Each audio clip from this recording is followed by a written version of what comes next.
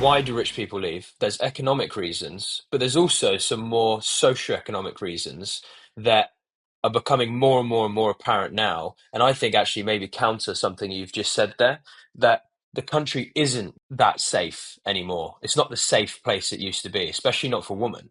Like, it's becoming a less safe place for women. Yeah, but in a global championship, it's still top few percent. Yes, we've got issues, and it's not as safe as it was 10 years ago, but we are still way ahead of a lot of countries. We are for now. We are in terms of safety for now, but there's better places, and the richest people want to go to the best places, right? And if we drop down that social ranking, which we are very quickly, you look at certain places in London, and just around the country, and then look what's happening culturally to us, where you're having like whole communities just completely disbanded because of the wash of immigration, and then you look at the forecast for 2050, where it's likely that the Christian community that built this country, that thousands of years of literally it's ancient knowledge that has bit and trade that has built this prosperous society that we've exported to the world. The world takes on Christian ideals, and that's what's lifted the world economy.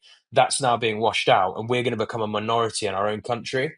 And I don't care how rich someone is, they're not going to want to come back here if they don't feel safe, if it's not the culture they recognise, therefore it's not home anymore, and they can't make as much money. I'd agree with Ray. Just one last bit, because London's the perfect example. There is no Cockney community anymore. It's gone.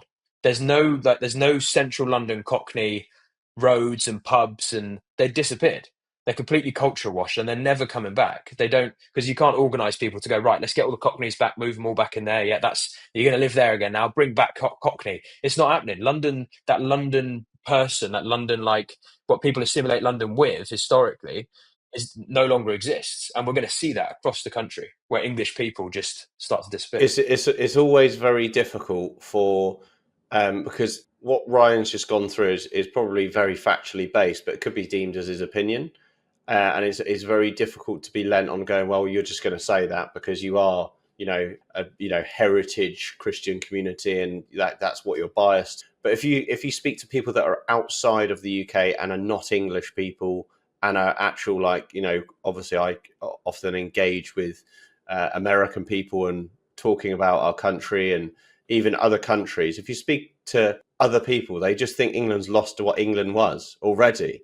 So I completely agree with that. And that's coming from an outsider's perspective, looking in, going, everything that you were good for is kind of, you're fucking it up. And we can take the economic hits.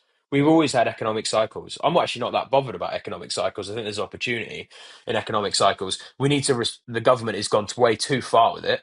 But the cultural wash, this replacement theory ideology, where we're essentially setting the roadmap out for pure communism, where the state is just going to decide the state of affairs for the country. It's following the Brussels model. They're just destroying the country we know and that our ancestors built. It's just disappearing. And this, England or the Great Britain is Great Britain.